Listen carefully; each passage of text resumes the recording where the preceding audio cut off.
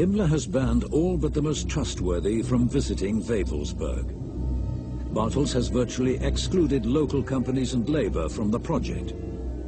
Instead, contingents of the Pioneer Corps have been drafted to the region from all over Germany. In the renovation of the castle interior, Himmler spares no expense.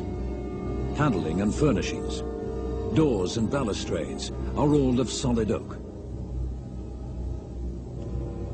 An elaborately carved spiral staircase is built in workshops on the site. Everywhere there is the finest of decorative wrought ironwork.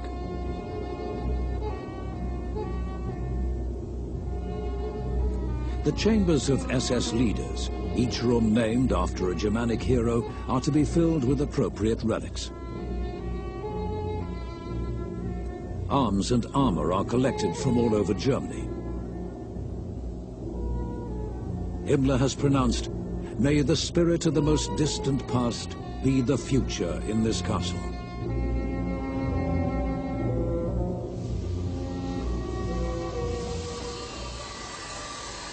By the late 1930s, the National Socialist aim of increasing the population of racially desirable Germans has been given the highest national priority. The means is to remove German women from paid employment and return them to the home. Their task will be to produce the greatest possible number of children. Soon after the foundation of the Nazi state, government loans worth a year's salary are awarded to men whose wives leave their jobs. The amount which must be repaid is reduced for every child the family produces. By 1940, 1,700,000 loans will have been granted. In 1938, a decree is issued requiring that all public officials marry or resign. All couples married for 5 years who are still childless incur a tax penalty. Grounds for divorce are broadened to include the inability of a wife to bear children.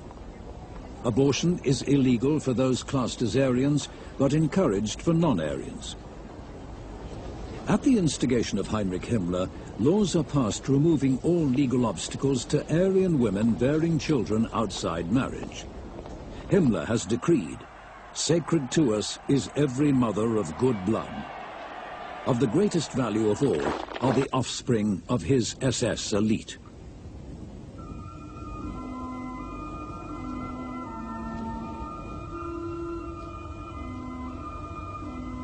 In December 1935, Himmler had founded the project which would remain his obsession for almost 10 years. He calls it the Lebensborn, the spring of life.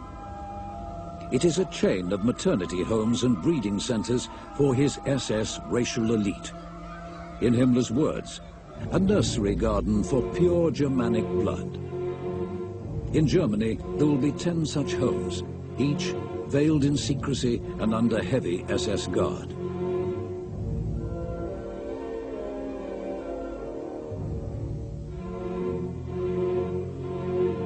I fostered rumors, Himmler admits, to the effect that every single woman desiring a child could turn to Lebensborn in the strictest confidence. We only recommend genuinely valuable men as procreation helpers. In spite of the stringent racial qualifications required, there is no shortage of prospective mothers. The Nazi League of German Maidens has officially stated, "Although not every German girl can hope to find a husband, you can all become mothers." An SS Race and Resettlement Resolution of 1937 notes, "The Lebensborn will bring them together with a man not casually, but in full awareness that they are fulfilling a noble duty towards the nation." At a naming ceremony, the children of the Lebensborn project are immediately immersed in the Germanic ritual of the SS clan. Males are touched on the forehead with an SS dagger, symbolizing their first initiation into Himmler's mystical order. Mothers of SS children are told, "Remember that you are but a link in the clan's endless chain."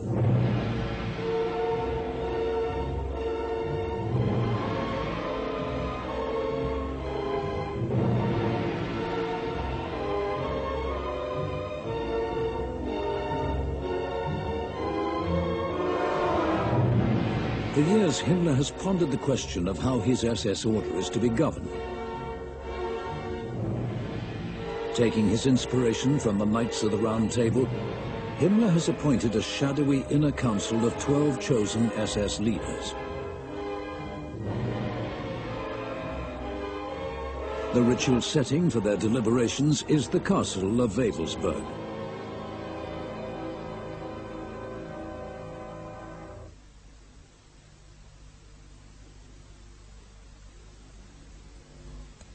In the massive north tower of the castle is an inner sanctum, a vast circular hall, its walls 12 feet thick. Around the chamber stand 12 columns.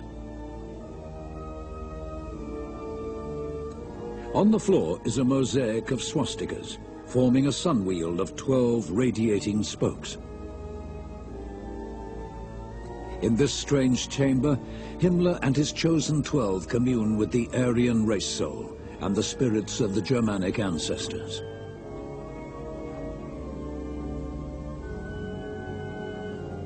Deep below the inner sanctum, cut into the solid bedrock, is the crypt, Valhalla. Here are performed ceremonies of the dead. In the center, the wooden coats of arms of a dead SS knight are to be ceremonially burned. 12 stone plinths around the walls will hold 12 urns, each of which will one day hold the armorial ashes of a departed knight.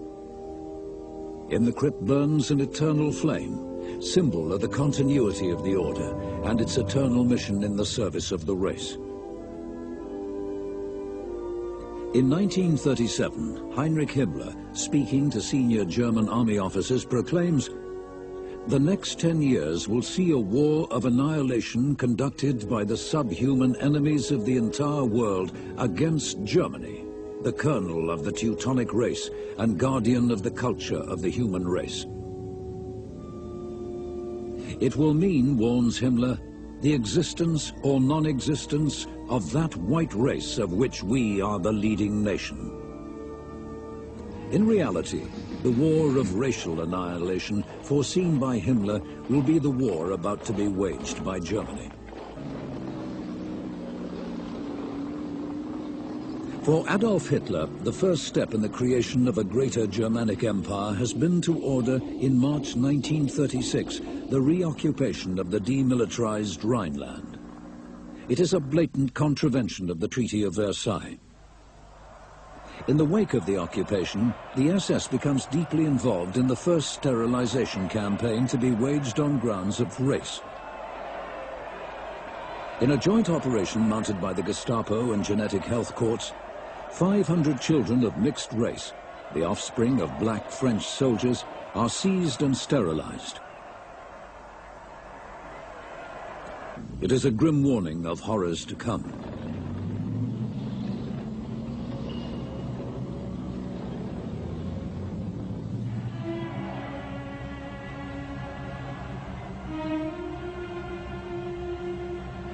By now, the racial doctrines of National Socialism have found ardent support far beyond the frontiers of the German Reich.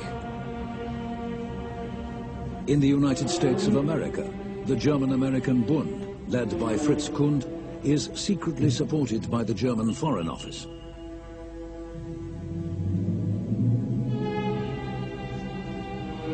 In Belgium, the ultra-nationalist Rexist party is founded by Leon de Grelle. In Britain, Oswald Mosley and the British fascists ardently support Hitler's new Germany. In Austria, Seyss-Inquart, leader of the Austrian National Socialists, is appointed Minister of the Interior in response to German pressure. It is he who, after violence orchestrated by the Austrian SS, invites German forces to enter Austria and restore order. Austria is to become a province of Germany.